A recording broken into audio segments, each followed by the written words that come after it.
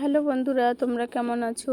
আমিও ভালো আছি। রোজকারের মতো আরেকটা ভিডিও ব্লগ নিয়ে চলে এসেছি। তো বন্ধুরা দেখো, আজ আমি রাত্রে বেলা কিছু রান্না করব। তো রান্নার জন্য সব কিছু রেডি করে নিয়েছি।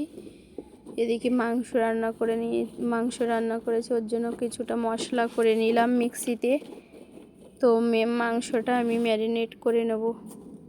তো দেখো বন্ধুরা, মাংসটা আমি আদা রসুন লঙ্কা বাটা দিয়ে আমি ম্যারিনেট করে নিচ্ছি। হলুদ লবণ লঙ্কা গুঁড়ো সরিষার তেল দিয়ে আমি মাংসটা ম্যারিনেট করে রেখে দিয়েছি। এদিকে একটু ফ্রাইড রাইস মতো করব। তো তার জন্য আমি ক্যাপসিকাম, বিনস, গাজর, মটরশুঁটি আমি ছাড়িয়ে রেখে দিয়েছি। তো দেখো, মাংসের জন্য আমি আলুটা ভেজে নেব। এদিকে দেখো, আমি চালটাও ভিজিয়ে রেখে দিয়েছি। তো চালটা বেশ আধা ঘন্টা ভিজিয়ে রেখে দেবো, ততক্ষণে আমি মাংসটা রেডি করে নিই। তো দেখো, এদিকে হাঁড়ির মধ্যেও জল বসিয়ে দিয়েছি। হাঁড়ির মধ্যে একটু এক চামচ তেল, একটু গোটা গরম মশলা দিয়ে জলটা আমি ফুটাতে দিয়েছি। জলটা ফুটে উঠলেই আমি দিয়ে দেবো। এদিকে দেখো, মাংসের জন্য পেঁয়াজটা ভাজা ভাজা রেডি হয়ে গেছে।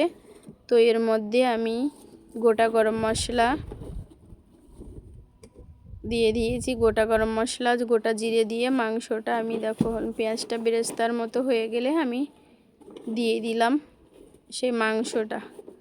তো মাংসটা দেওয়ার পরে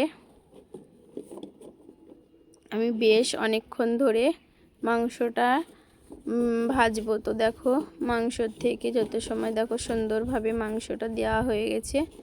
তো মাংসটা বেশ খানিকক্ষণ নাড়াচাড়া করব।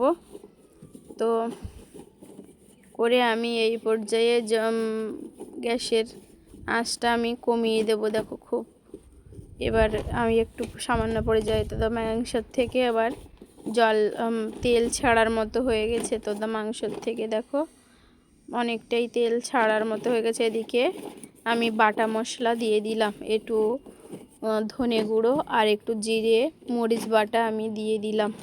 মাংসটা যখন প্রায় হয়ে আসছে তখন আমি এই মশলাটা দিয়ে দিচ্ছি। তো দেখো, আমি ধীরে ধীরে এই মাংসটা কষাই করব। এইভাবে লাল লাল করে মাংস যদি রান্না হয় তো ফ্রাইড রাইসের সঙ্গে খেতেও সুন্দর লাগবে। এদিকে আমি দেখো, জলটা ফুটে গেছিলো, তার মধ্যে আমি যে ভিজিয়ে রাখা চালটা দিয়ে দিয়েছি। তো ভাতটা আমি 80% সেদ্ধ হলেই আমি ভাতের ফ্যানটা ঝরিয়ে নেব, হাঁড়িতেই করে করব। তো এদিকে দেখো, মাংসও তেল ছেড়ে দিয়েছে। এদিকে দেখো, এই পর্যায়ে আমি ভেজে রাখা আলুটা আমি সুন্দর দিয়ে দিচ্ছি। তো এইভাবে সুন্দরভাবে বেশ আরও কিছুক্ষণ ধরে আমি মাংসটা ভেজে নেব। কারণ মাংসটা যতটা পরিমাণ কষাই হবে তো তরকারির স্বাদটাও খুব সুন্দর লাগবে। কারণ মাংসটা যদি ভিতরে কাঁচা কাঁচা থেকে যায় তো মাংসের স্বাদটা ভালো হয় না। তো দেখো, যত সময় পারো মাংসটা সুন্দরভাবে হালকা আঁচে কষাই করে নেবে। তো মাংসটা কি সুন্দর লাল লাল হয়েছে। তো এই পর্যায়ে দেখো, আমি মাংসটা দিয়ে দিয়েছি, তো ঝোলও দিয়ে দিয়েছি। তো দেখো, প্রায় ফুটে উঠেছে। ফুটে ওঠার পরে তরকারিটা রেডি হয়ে গেছে। তো দেখো, এদিকে আমি লাস্ট আমার মাংসটা হয়ে এসছে। তো এর পর্যায়ে আমি দিয়ে দিলাম গুঁড়ো গরম মশলা আর একটু ভাজা জিরে দিয়ে আমি বেশ 2-3 মিনিট ঢেকে রেখে দেবো। তো দেখো, প্রায় আমার সব মাংসটা প্রায় কমপ্লিট হয়ে এসছে। তো বন্ধুরা, ভিডিওটা ভালো লাগলে লাইক কমেন্ট শেয়ার করে পাশে থেকো। যারা নতুন বন্ধু আছো চ্যানেলটা সাবস্ক্রাইব করো। তো ফাইনালি দেখো, আমার রেডি হয়েছে মাংস রান্না। তো ওদিকে আমি যে ফ্রাইড রাইসের জন্য ভাতটাও আমার রেডি হয়ে গেছে। ওর ভাতটা আমি দিয়ে বেশ ভাতটা হয়ে এসে দেখো, মাংসটা আমি ঢেকে রেখে দিচ্ছি বেশ কিছুক্ষণ। এদিকে দেখো, ফ্রাইড রাইসের জন্য আমার সবজিটাও ভাজা কমপ্লিট হয়ে গেছে। তো এই সবজিটা দেখো, খুব সুন্দর কালার, সবজি হালকা হালকা ভেজে নিচ্ছি। তো এদিকে ভাতটা রেডি হয়ে এসে ভাতের মধ্যে একটু দেখো সব রেডি করে রেখে দিয়েছিলাম। একটু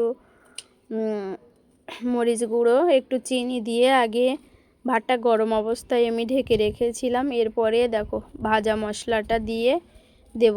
দেখো আমি সাদা তেল দিয়েই করছি, কারণ ঘিটা আমার একটু সমস্যা আছে, ওই জন্য ঘিটা এখন খাচ্ছি না। তো তোমরা ঘিটাই দিয়ে করবে, কারণ ঘিটা দিলে আরও সুন্দর হবে। তো সাদা তেল দিলেও খারাপ হয় না। তো দেখো ঘিটা দিলে আর একটু সেন্ট একটু সুন্দর হয়। আমি দিয়ে সবজি দিয়ে আমি ভাতটা দেখো সুন্দরভাবে হাঁড়ির মধ্যে রেডি করে নেব। নিয়ে আমি চাপা দিয়ে 2-3 মিনিট রেখে দেবো, যাতে চিনিটা ভালো বেশ ভাতের সঙ্গে মিক্সড হয়ে যায়। দেখো একটা ভাত হয়েছে সুন্দর। তো ফাইনালি আমার ফ্রাইড রাইস রেডি।